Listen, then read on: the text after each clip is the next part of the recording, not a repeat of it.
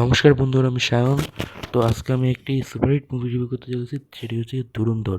তো আমার কাছে মুভিটি কেমন লাগলো, তো মুভিটি যদি বলি অসাধারণ হয়েছে। তো প্রথমত যদি বলি মুভিটিকে, যে ধর প্রথম সবার অ্যাক্টিং, রণবীর সিং ফাটিয়ে দিয়েছে। এতদিন ধরে সে তার ফর্ম খুব একটা ভালো ছিল না, ব্যাক টু ব্যাক অনেক ফ্লপ আসছিল। এই মুভিতে যে পারফরমেন্স করেছে রণবীর সিং অসাধারণ। সব মানে তার আগে যেসব পারফরমেন্স আমি মনে করি সব ছাড়িয়ে গেছে, এত ভালো একটা পারফরমেন্স রণবীর সিং।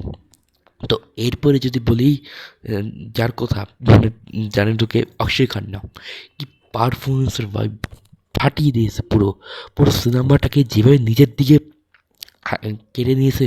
সব আলো, সিনেমার সব আলো যেভাবে নিজের দিকে কেড়ে না, সত্যি অসাধারণ।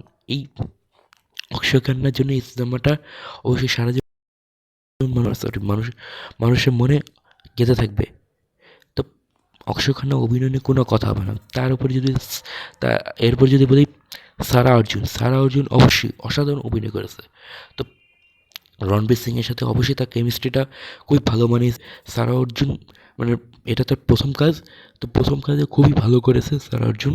তো এরপরে যদি বলি আরেকজনের কথা, সঞ্জয় দত্ত ফাটিয়ে দিয়েছে সবাই।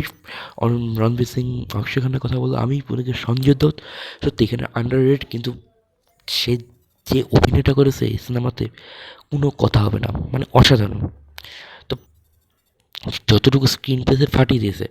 এরপরে যদি বলি অর্জুন রামপাল অসাধারণ অভিনয় করেছে এখানে। মানে সে তো ধরেন হচ্ছে গিয়ে খুব একটা বেশি স্ক্রিন পেয়ে তার কথাও খুব একটা হয়নি সঞ্জয় দত্তের মতো, কিন্তু অবশ্যই তার অভিনয়টাও ছিল ওয়াইড ফায়ার, যাকে বলবো মানে অসাধারণ অভিনয় করেছে অর্জুন রামপাল।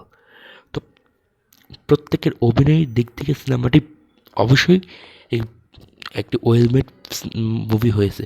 তো প্রত্যেকের অভিনয় নিয়ে কোনো কথা হবে না, সবাই সবার কাজটা খুব ভালো মতো করেছে। এরপর যদি মুভি ব্যাকগ্রাউন্ড মিউজিক অসাধারণ, আর মুভি যে গানগুলো, প্রত্যেকটা গানই মাস্টারপিস। একটা গানকে আপনি ছোটো করে দেখতে পারেন, প্রত্যেকটা গান। আমার পছন্দের গান সবসময় ইশক জালাকার, তারপরে হচ্ছে গিয়ে যে টাইটেল ট্র্যাকটি আছে, এই গানগুলো অবশ্যই আমার পছন্দের।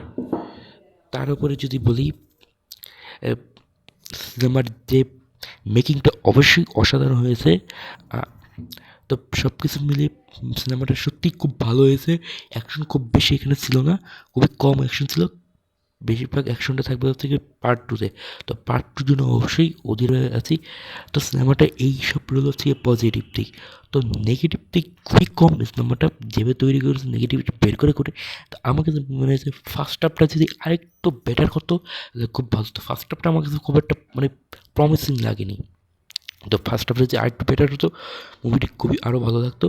কিন্তু এমনি সিনেমাটি অবশ্যই ভালো, লাস্ট পার্টটা, সেকেন্ড হাফটা খুবই ভালো হয়েছে, যেই জন্য পুরো মুভিটা অসাধারণ লেগেছে। তো এই হলো আমার ধুরন্ধর মুভি রিভিউ। তো এখন আমরা দেখা পরে ভিডিওতে, আর যদি চ্যানেলটিতে নতুন হন প্লিজ লাইক কমেন্ট সাবস্ক্রাইব করে পাশে থাকবেন।